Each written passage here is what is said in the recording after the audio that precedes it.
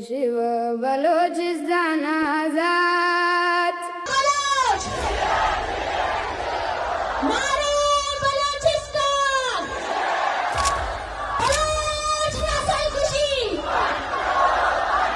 With growing security challenges in the southwestern province of Balochistan, another coordinated attack by separatists has killed dozens of people.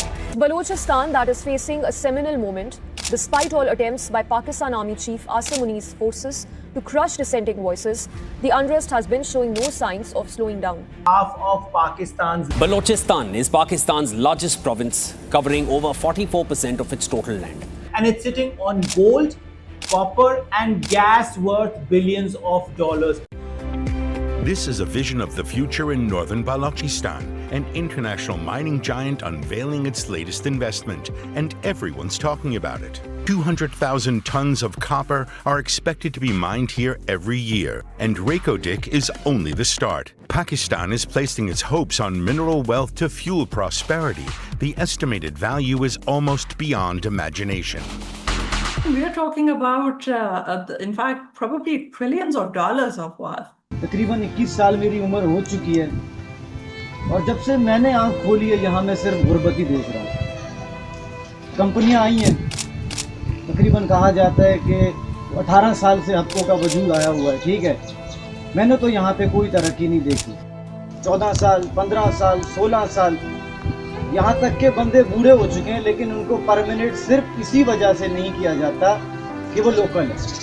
भाई कसूर, हम local हैं तो कसूर क्या है हमारा? Because this same place has been fighting against its own country for over 75 years.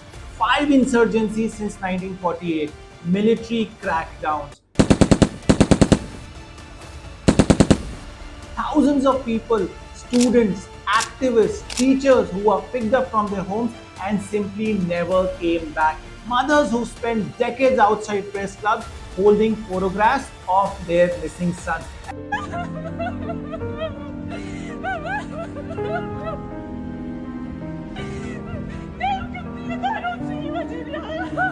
They were Pakistani intelligence agencies, Malaysia, paramilitary forces are with them.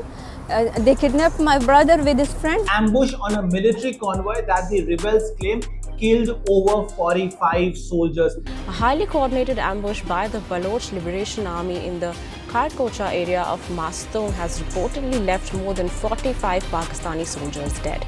Today we are talking about Balochistan, and if you're watching from India, this is literally our geopolitical backyard. Understanding what's happening here is understanding why the next decade of South Asia matters. Welcome to Borders and Beyond. I'm Chitresh Kapoor. Let's break this down.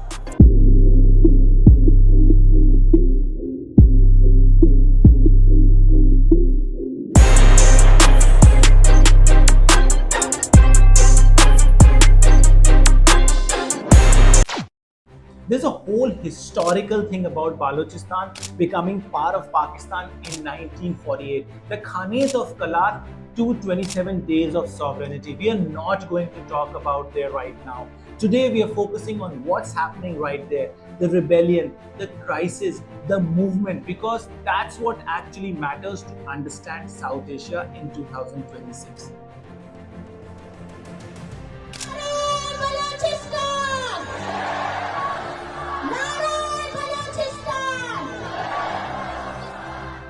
Okay, so if you're going to understand why there's an armed rebellion in Balochistan, you got to understand one thing first: resource extraction without any benefit. And Balochistan is basically treated like a piggy bank by Pakistan. You only go into it when you need something. And the moment it asks for anything back, it's closed, shut, and that's the entire relationship. Let me give you 3 examples.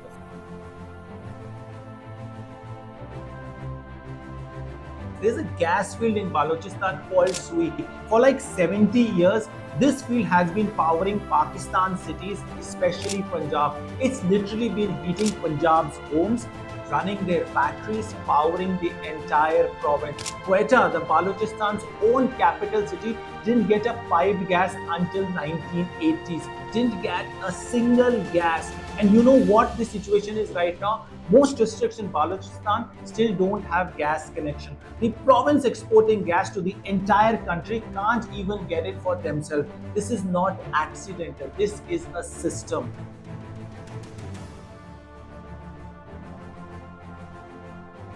Water, Pakistan's big shiny project. They literally marketed it as the next Dubai. Billionaire development, world-class infrastructure, blah blah. Wasn't even on Pakistan's national electricity grid for years.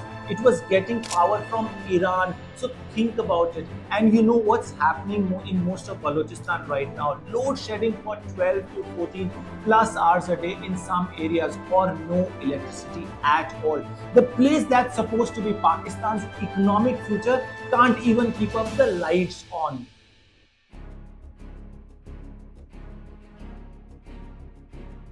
Big projects are coming to Balochistan. So that is a great thing. That means jobs are going to come. Except the workforce doesn't come from Balochistan. It comes mainly from Pakistan's Punjab. So you've got Baloch locals watching trucks roll in, watching construction happen, watching money flow, and they're standing outside the gates with no job, no money. Their own resources are being extracted, their own land is being developed, and they're not even getting the jobs from it. That's a resource colonization, my friend. So you're literally being colonized by your own countrymen. And here's the final tally. Balochistan is Pakistan's poorest province. 7 out of 10 people live in multi-dimensional poverty. Lowest literacy rates in the country, and that is 46%.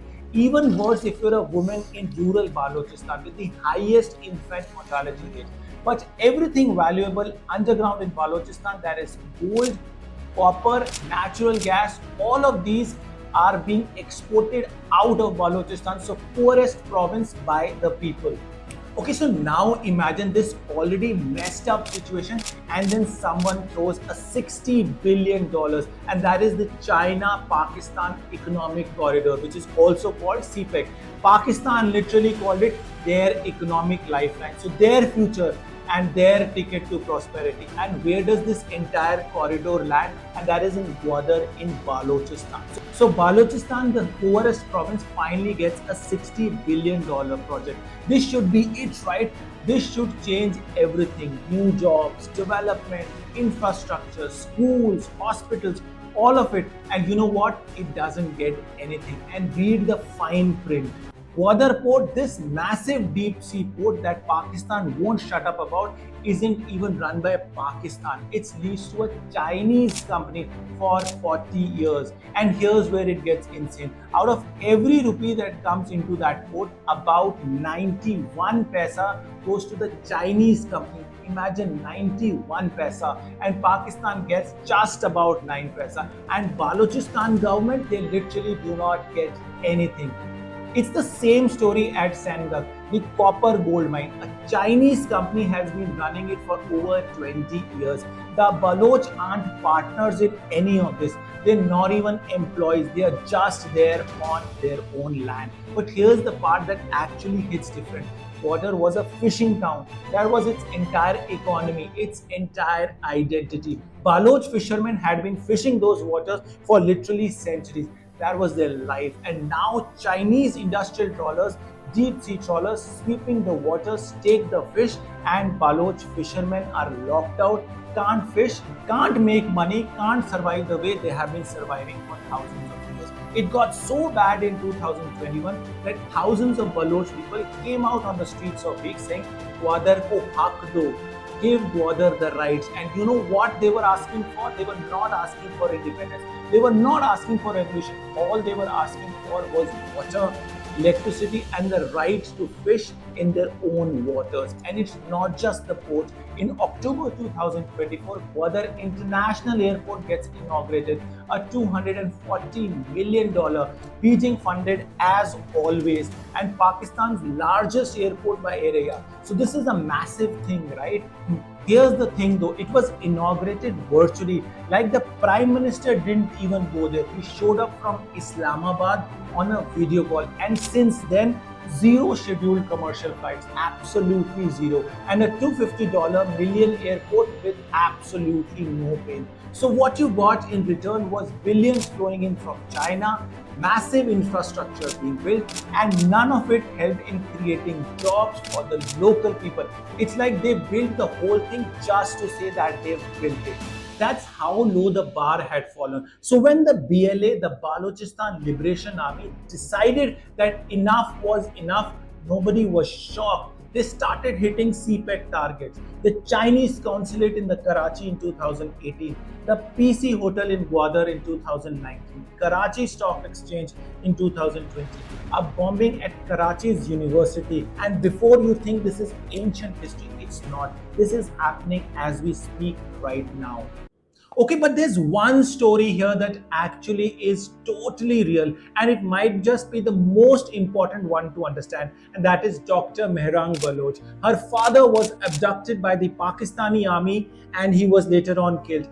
And her brother, he was taken away. When he came back, he was basically dying. And for her, this isn't some abstract human rights issue she studied in her textbook. This is her family, this is her dad, this is her brother, and this is her home. And here's what gets me. She had every reason to pick up a gun, every reason to join an armed group, every reason to respond with violence. Her own family was violently taken away from her. That's a valid reason for rage. But she didn't. She chose something harder. She chose peaceful activism, completely public, completely vulnerable. They call her the Balochistan's lioness. She became the face of Baloch Yakhjiti committee, leading marches with mothers and sisters of disappeared people, holding photographs of their missing sons and brothers. But where is she now? She is in prison. And in March 2025, she got arrested. Fast forward, and she's sentenced with another activist by an anti-terrorism court in Quetta. But what were the charges? They said she was at a Gwadar protest in 2024 and that she's connected to a parliamentary soldier's death. The Baloch Yakhjit committee straight up rejected the whole verdict, saying that the case file has inconsistencies and problems. In January and February 2026, the BLA coordinated simultaneous attacks across 12 different cities from Quetta, Nushki, Pasni, Mustang, and Gwadar. 12 locations, same time. They were blocking highways, derailing trains, torching vehicles, literally taking control of Quetta's main market. The military of Pakistan launched Operation Radha-ul-Fitna to take it back. In May 2026, Quetta train station bombing, a blast at Quetta's main railway station targeting military personnel. 20 plus people were killed, dozens wounded. This wasn't a random attack, it was coordinated, it was planned, it was hitting a specific target. And in July of this year, just weeks ago, BLA's Majid Brigade hit 8-bus military convoy near Mustang. They claimed 45 soldiers killed. Coordinated with Operation Shaban, widespread strikes across multiple areas, forcing the army, frontier corps, and the police to mobilize together. The message was clear to Beijing: your money is not welcome here, your investments are not welcome, your presence is not welcome. Absolute full stop. Now, what exactly is BLA? That's complicated because it depends on who you ask. As an Indian and Balochi, we should call them freedom fighters.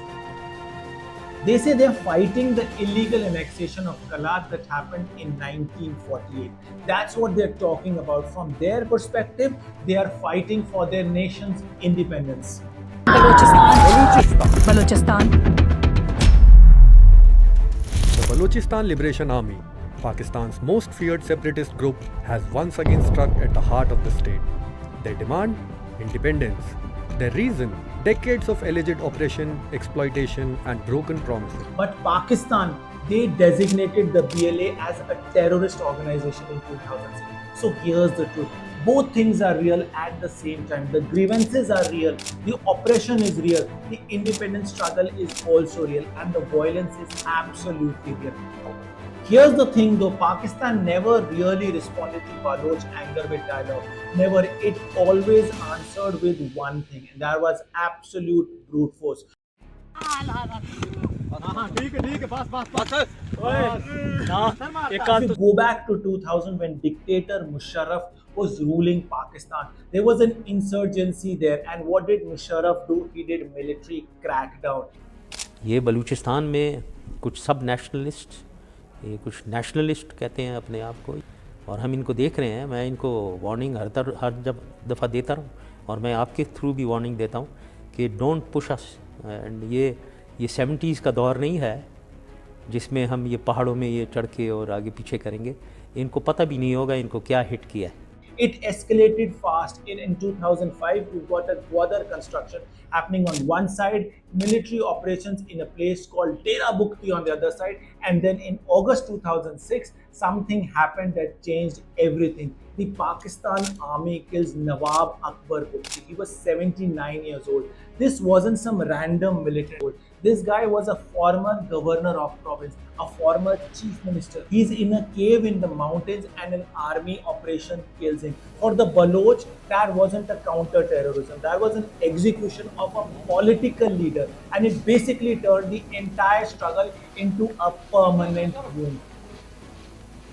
And then you've got these testimonials, and I'm not going to sugarcoat this, of Baloch detainees being taken up in a military helicopter and thrown out into the mountains and into the sea. So we're talking about students, activists, teachers, intellectuals. People were just speaking out.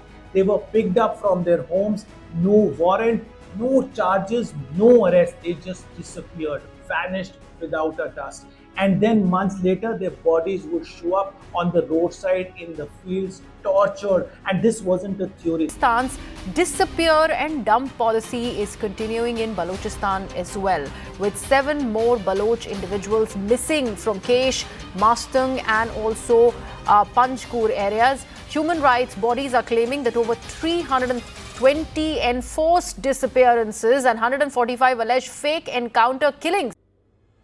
So can you see the pattern here? You can't kill an idea with violence. You can't suppress a movement with argument. So what's the next play? You disappear the people carrying those ideas, the youth, the activists, the ones who could have been leaders. You make an example. You create fear. The message was simple. Speak up and you disappear. Organize and your son doesn't come home. Protest, and the next time you see your daughter, she's in a body bag. And guess what? It's never stopped. Pakistan's own government agency, the Commission of Inquiries on Enforced Disappearance, has thousands of active, unresolved cases related to Balochistan. And right now, today, mothers are still sitting outside press clubs, sitting holding photographs of their missing son, still asking, where is he? So decades later, absolute no answers. So zooming all of this, what does this actually mean for India? And that's the real question. And honestly, it's complicated. So there are no easy answers. And on one side, you've got the realist argument. If India openly supports the Baloch independence struggle, Pakistan turns around and says, see, India is backing separatists, and uses it to attack India diplomatically in propaganda everywhere. You give Pakistan a weapon, and that's a legitimate concern from their side. So basically, as I always say, geopolitics is dirty.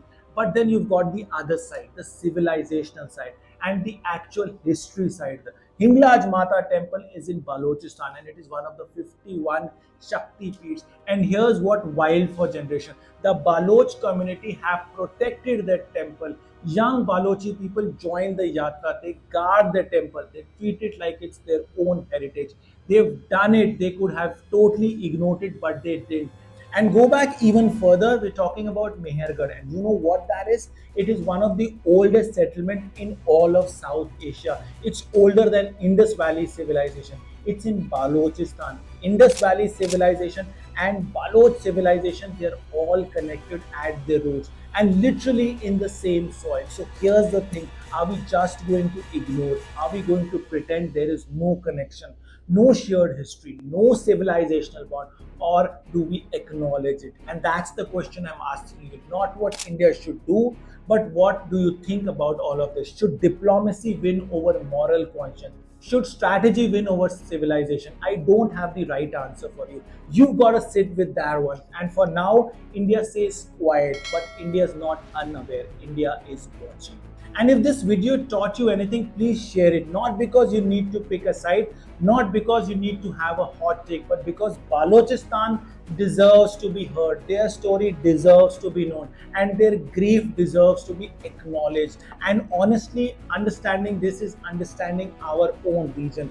So yeah, share this, talk about this, think about it. I'm Chitresh Kapoor, and I'll see you in the next one. Stay informed, and Jai Hind and Bharat Mata Ki Jai.